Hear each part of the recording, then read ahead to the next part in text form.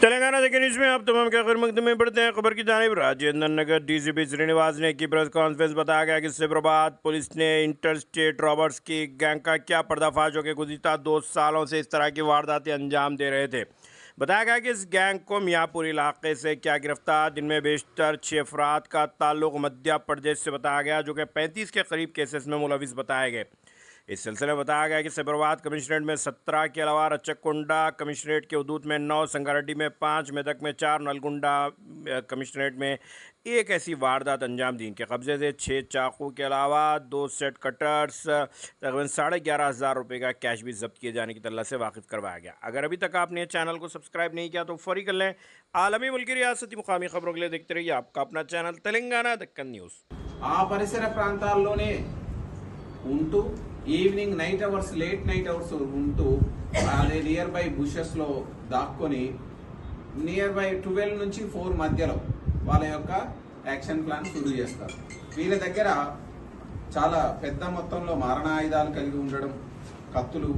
So ఎవరైనా ఎందుకోసం ఇది మనం ఎగ్జామిన్ చేసినప్పుడు మనకు తెలిసింది ఏంటంటే, సో ఎవరైనా అడ్డు వచ్చినా, ఎవరైనా రెసిస్ట్ చేసిన అవసరమైతే వాళ్ళ ప్రాణాలను కూడా తీయడానికి వెనకాడని విధంగా ఉన్నారు. వీళ్ళందరినీ కూడా దానికి సంబంధించి మనం ఎగ్జామిన్ చేసి, సో అంటే వీళ్ళు ప్రాపర్టీ అఫెన్స్ చేయడానికి అవసరమైతే ఎవరైనా అడ్డొస్తే ప్రాణాలు కూడా తీసే విధంగా ప్లాన్ చేసుకొని వచ్చినారు. ఆ సంబంధిత సెక్షన్లు కూడా మనము పెట్టడం జరుగుతుంది. అండ్ అదేవిధంగా వీళ్ళ ప్రాపర్టీస్ రికవరీ కోసం ఏదైతే చేసిన దొంగతనం మళ్ళీ కంటిన్యూస్ గా CCS Madhapur, CCS Balanagar and local police తోటి మనం టీమ్స్ ని కంటిన్యూస్ చేసి నెక్స్ట్ మిగతా అబ్స్కాండింగ్ లో ఉన్న అఫెండర్స్ ని పట్టుకోవడానికి, అదేవిధంగా రిసీవర్స్ ని పట్టుకోవడానికి మనం ప్రయత్నం చేయడం జరుగుతుంది. వీళ్ళ పొజిషన్ నుంచి మనం ఒక 6 నైఫ్స్, 2 సెట్స్ ఆఫ్ ఇంప్లిమెంట్స్, ఏదైతే అఫెన్స్ కమిట్ చేయడానికి కట్టరు, స్క్రూ డ్రైవర్ తరహాలో ఉన్న ఒక 2 సెట్లను తీసుకోవడం రికవరీ చేయడం జరిగింది. ఒక 4 మొబైల్ ఫోన్స్, 11,500 రూపీస్ క్యాష్ వీళ్ళ నుంచి మనం ఈరోజు రికవరీ చేయడం జరిగింది.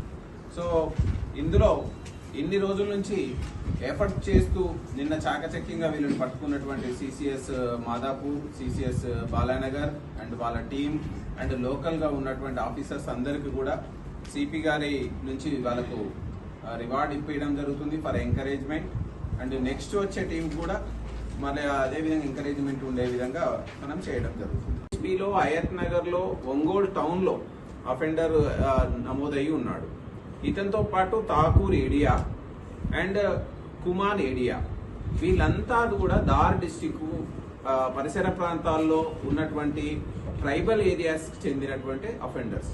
వీళ్ళు ఆరుగురు కొంతమంది గ్రూప్ గా స్టార్ట్ అయ్యి ఒక ఇదే అఫెన్స్ లను ఎస్పెషల్లీ తెలంగాణ, హైదరాబాద్, తెలంగాణలో ఉన్నటువంటి వివిధ జిల్లాలతో పాటుగా ఆంధ్రప్రదేశ్ అండ్ సరౌండింగ్ స్టేట్లలో కూడా వీళ్ళను నైట్ దొంగతనాలు చేయడంలో వీళ్ళు నిష్ణాతులైనటువంటి అఫెండర్స్. వీళ్ళకి సంబంధించి మనం ఎగ్జామిన్ చేస్తే మనకు వీళ్ళ దగ్గర చాలా మారణాయ ఆయుధాలను మనకు కనుగొనడం జరిగింది. అదేవిధంగా హౌస్లను బ్రేక్ చేయడానికి, డోర్లను ఈజీగా బ్రేక్ చేయడానికి ఉండే అటువంటి వెపన్స్ ని వీళ్ళ నుంచి మనం రికవరీ చేయడం జరిగింది.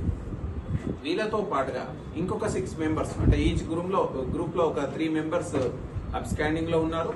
వీళ్ళతో పాటుగా మనకు ఒక 2 రిసీవర్స్, ఎవరైతే వీళ్ళు అఫెన్స్ చేసిన తర్వాత ప్రాపర్టీ ఇండోర్ ఏరియా అదేవిధంగా దార్ ఏరియాలో వీళ్ళు రిసీవర్స్ కి ఇచ్చి మళ్ళీ అగైన్ వీళ్ళ లైఫ్ స్టైలే ఇది.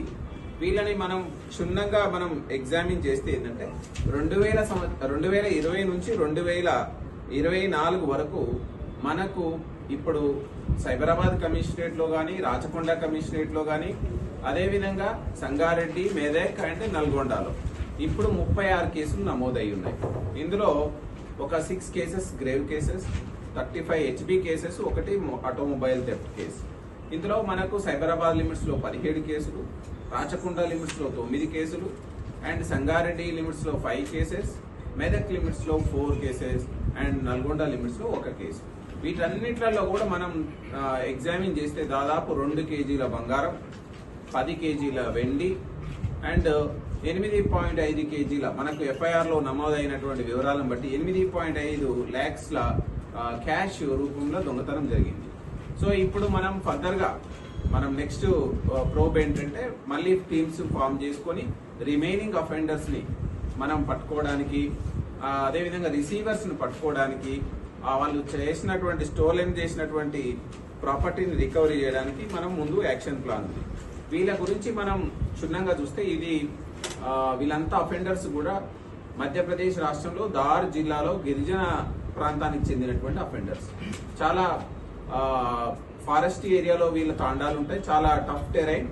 అక్కడి నుంచి వాళ్ళ యొక్క మండల్ హెడ్ క్వార్టర్కు లేదా తహసీల్ హెడ్ క్వార్టర్కి వీళ్ళు వేరియస్ మోడ్లో వచ్చేసి అక్కడి నుంచి ఆటోలని తీసుకొని ఇండోర్, వాళ్ళకి నియర్ బై ఉన్న పెద్ద టౌన్ ఏంటంటే ఇండోర్ నుంచి మన దగ్గరికి ప్రైవేట్ ట్రావెల్స్లో వచ్చి ఇక్కడ అఫెన్సులు చేసుకొని వాళ్ళు రావడానికి ముందు కూడా వీళ్ళు చాలా వాళ్ళ యొక్క కుల ఉంటుంది కదా, గిరిజన దైవం, వాళ్ళ దగ్గరలో ఉన్నటువంటి దైవానికి మొక్కుకొని మంచి అఫెన్స్ అయ్యి మంచి ప్రాపర్టీ రికవరీ చేసుకొని వస్తే మళ్ళీ మొక్కు తీర్చుకుంటామని చెప్పి, సో ఈ విధంగా వాళ్ళు వచ్చి దొంగతనం చేసుకొని పోయి ప్రాపర్టీని డిస్పోజ్ చేసుకొని ఆ వచ్చిన ప్రాపర్టీ తోటి వాళ్ళ వ్యవసాయ పనుల నిమిత్తం కావచ్చు, వాళ్ళ విలాసాలకైతేంది, వాళ్ళ విందులకైతేంది, వీటన్నిటికీ విచ్చలవిడిగా విలాసవంతమైన మంచి లావిష్ లైఫ్ ని లీడ్ చేయడానికి వీళ్ళు ఎంజాయ్ చేస్తున్నటువంటి అఫెండర్స్.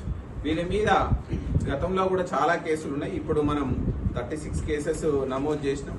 సో ఇందులో మెయిన్ గా ఏంటంటే మనకి ఇప్పుడు ఒక 6 knifes, everyone is having knife. ప్రతి ఒక్కరి దగ్గర కూడా ఎందుకు వీళ్ళు నైఫ్ ను మనము ఎగ్జామిన్ చేస్తే మనకు తెలిసిన విషయం ఏంటంటే ఎవరైనా వీళ్ళకి మెయిన్ గా